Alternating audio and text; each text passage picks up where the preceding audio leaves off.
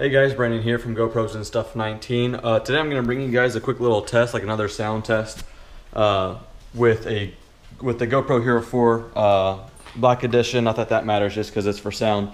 But what we're going to do, we're going to try out the skeleton back door and the waterproof back door on the suction cup on a car when we're going to be driving. I did a suction cup mount test when I first got one, just to test it out, and it worked fine. And I did a separate video on the sound comparison when it's just inside. So now we're just going to combine the two. So right now I'm talking in the garage just because it's kind of windy and you guys won't be able to understand me. It's kind of raining.